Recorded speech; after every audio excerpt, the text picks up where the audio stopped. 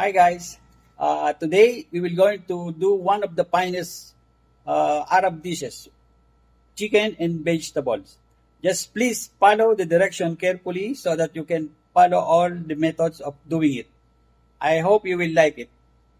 For the spices, we have here coriander powder, cumin powder, paprika, cinnamon powder, black pepper powder, turmeric powder, and salt.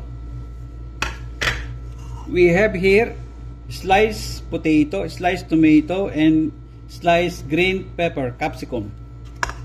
We have here onion, garlic, and tomatoes. And of course, we have here sliced chicken. We will also need olive oil and tomato paste.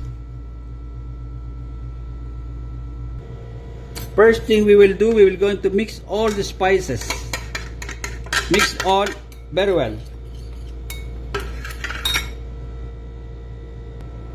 To our food processors, I have here tomato, onion, garlic, tomato paste, and I will going to put a little lemon, and of course the olive oil.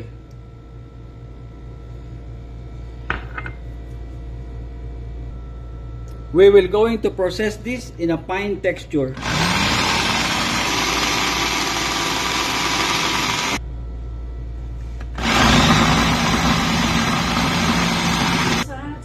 Now to our bleach tomatoes and onion mixture, we will going to put half of the spices that we mixed before, and go back on. Now for our tomato and onion mixture, we will going to put half of it in the chicken. Mix and leave it for at least 15 minutes. Now to our pot in here, guys, we will going to arrange our slices vegetable. First, we have put the onions and then the tomatoes. In every arrangement, put a little spices, the rest of the spices that we saved before. In every arrangement. And then the peppers. Put the peppers. And then spices. And last thing, the potatoes.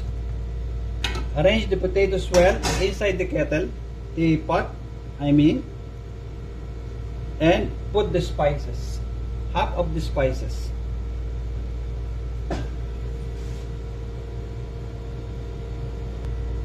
Now guys, on top of our vegetables, I put the chicken and the rest of our mixture.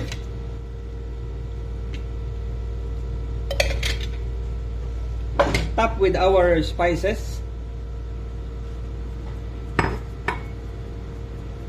Cover and boil it in a very low heat for about 20 minutes. Put a little water.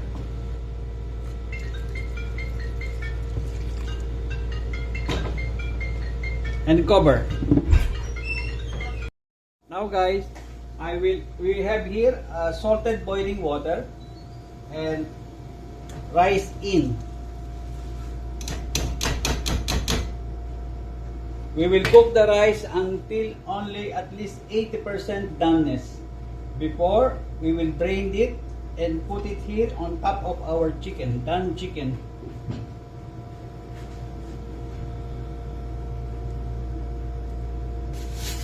Here I have saffron color, milk, and a little rose water. I will going to put this on top of the rice when we put it in the kettle with the chicken for the completion of our menu. Here is our rice with 80% doneness. We will put it on top of the chicken.